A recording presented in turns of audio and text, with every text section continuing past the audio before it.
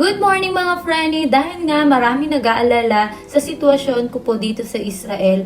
At ito dahil mahal ko kayo at sobrang overwhelmed ako dun sa mga taong naaalala ko sa mga panahong nagkakagulo po dito sa bansang Israel. And yes, ito po, buhay na buhay, mapula-pula pa rin ang hasang. Ang inyong lingkod ay laging nandirito para po kayo pasayahin at magbigay ng konting informasyon. Kung tatanungin nyo naman ako mga friendly kung gaano kaligtas ang lugar namin dito sa bansang Israel, ang masasabi ko lang po ay 80%. Yes, dahil hindi ko naman po nasisigurado lagi ang aming kaligtasan dito. Pero dahil malakas na seguridad at militar, pangalawa may Iron Dome Defense System. Number 3, prepared ang mga tao. Yes, dahil dito po bago po magsirin ay ina-alarm na po ang aming cellphone para po kami ay maging alert at ipaalala sa amin na kailangan namin pumunta sa bomb shelter. Oh my goodness! Yes, may mga bagay na nagpapataas ng safety sa Israel pero hindi ibig sabihin na 100% ligtas ito sa lahat ng oras. Pero ikaw ang may hawak ng buhay mo kung susunod ka ba sa kanilang protocol o hindi. O kung gusto mo naman makita na si San Pedro ng maaga ay pwede naman po kayo hindi pumunta ng bomb shelter.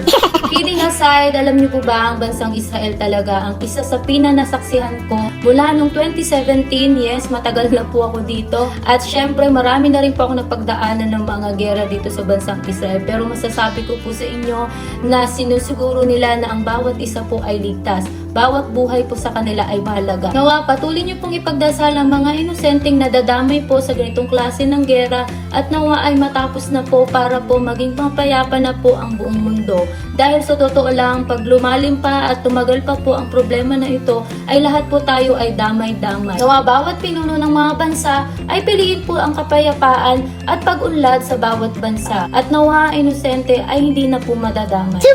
Dahil katulad po ng ibang bansa, ang gusto lang din po ng bansang Israel ay matapos na po ang kaguluhan dito sa Middle East o dito sa kanilang bansa. At bawat po tao ay may karapatang mabuhay sa mundo. Nawa, isang tabi na po natin ang mga paniniwala natin para lang sa katahimikan ng bawat isa. Kaya naman po magulo talaga ang mundo kasi marami po talagang taong nakikipaglaban sa kanilang paniniwala. Oh my goodness! Iniisip ko na lang, baka yumaman sila kung sila po ay tama sa kanilang paniniwala.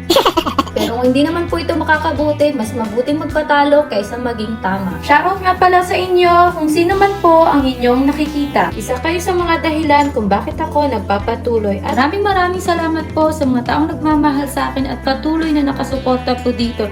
Dahil po sa inyo, isa po kayong tunay na alamat. God bless po sa inyo. Nawa po ay patuloy po kayong mag-iingat, lalo na po yung mga nandito sa bansang Israel. Ako si Christine Diary at ito ang kwento ng aking biyahe dito sa bansang Israel. Lord, fill our hearts with peace and calm every fear. Protect us and our loved ones. Guide us in every step and surround us with your love. May kindness and unity shine in our world. Amen. This channel does not promote or encourage any illegal activities. All contents provided by this channel for content purposes only.